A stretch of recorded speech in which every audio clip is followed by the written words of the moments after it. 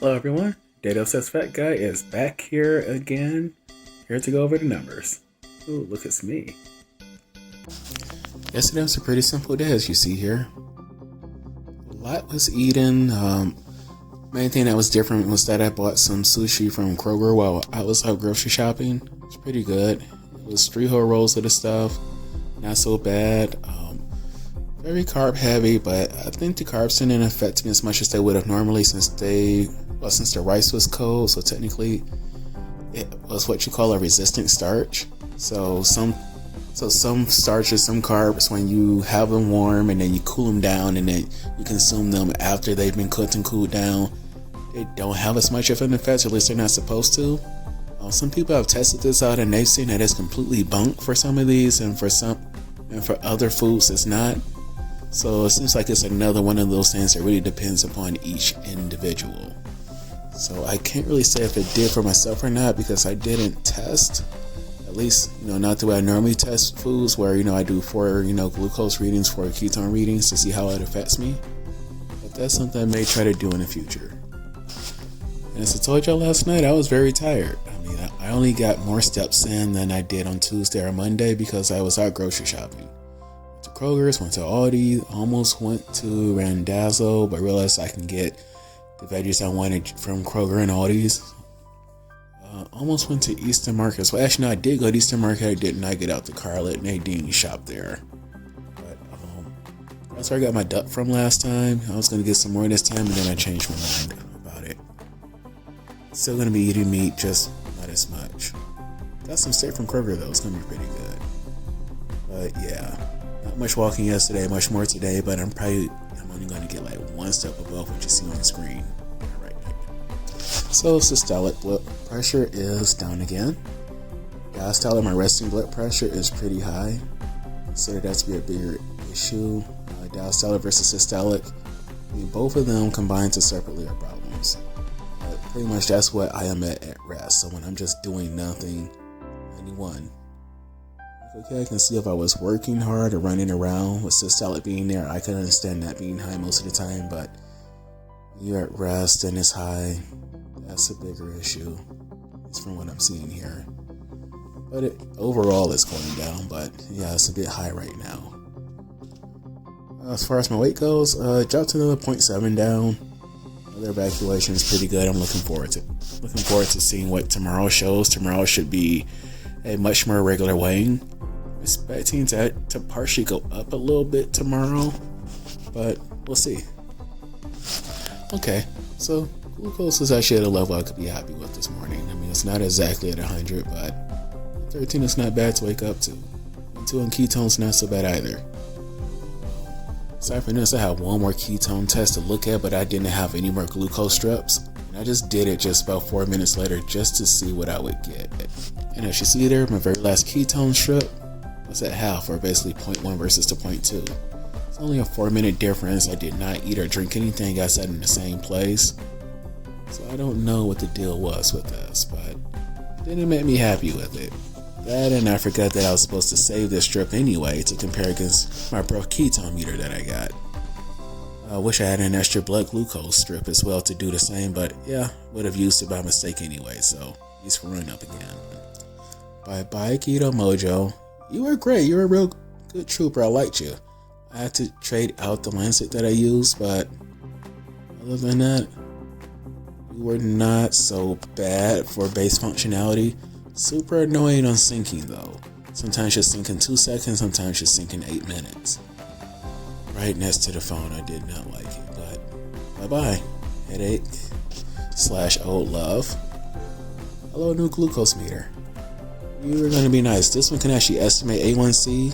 We'll be able to see if it actually works well or not next week when the A1C test gets here.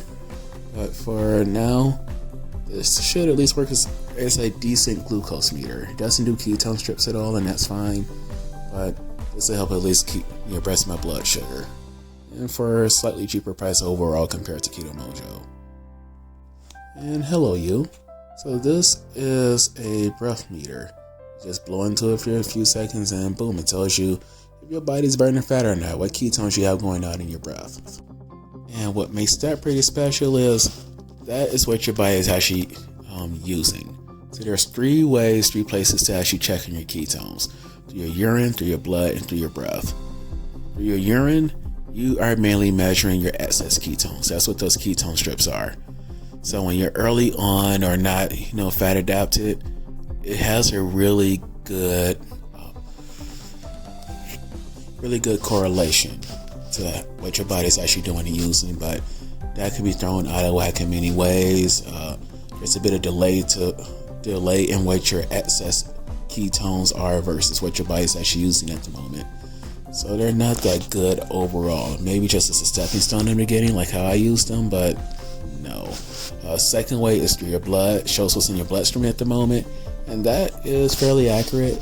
But the thing with that, and you see this in a lot of the advertising for the breath meters, but this is something you could intuit yourself. But you can pretty much mess with those results based upon what you're eating at the moment.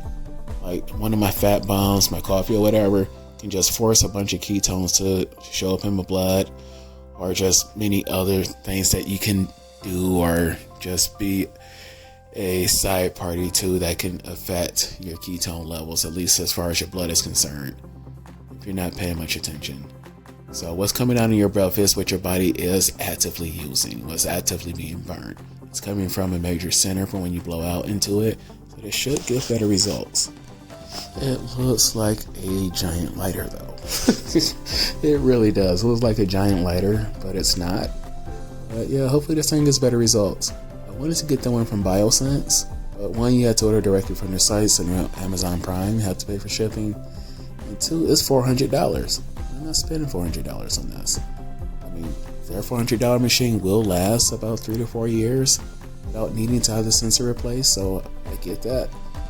Economically speaking, it makes more sense than to go with what I picked, but with what I picked from this basically no-name brand, it'll do 320 tests before the manufacturer arbitrarily locks you out so that you can get the sensor replaced or get a new device.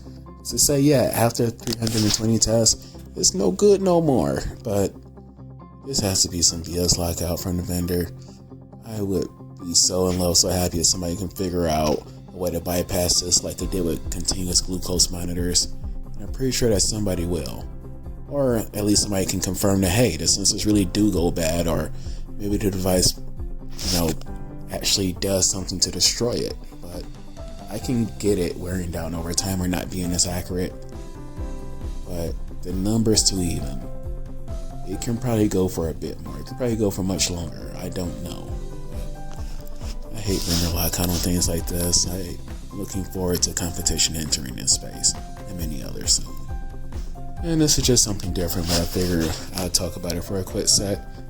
This is one of those alarm clocks that wake you up by broadcasting light into your face instead of scaring the hell out of you and making me fall out my bed and scream, starting with a high heart rate. I haven't used an alarm clock in a while, but when I did, they almost always, they either don't work, I can sleep through them too easily, or the ones that do work, it scares the heck out of me. I am breathing hard. It's just an alarm clock that works for me using sound. Is like waking up from a nightmare where you've been falling and you just hit the ground. You wake up and somebody's actually physically punched you at the same time. That is what it's like for a regular alarm clock to wake me up. So hopefully this works, and this light waking up isn't just bull. But the actual sunlight coming through the window has been waking me up for the past few days. So maybe there's something to it. If it can actually have that real effect, and it can do it at whatever time of day I tell it to, I have the power to wake up at 6 in the morning when I want to. I'm not going to do that. So that's too early. So now I'm going to enjoy this freedom to wake up partly, but still wake up kind of early, maybe 7, just so I can be a bit more productive in my life.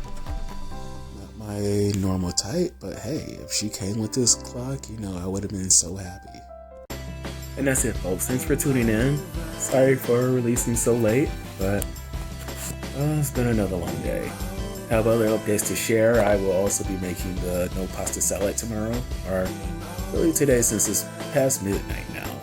So there will be at least 2 videos going out tomorrow, but thank you all for tuning in. God bless you all. Have a great day.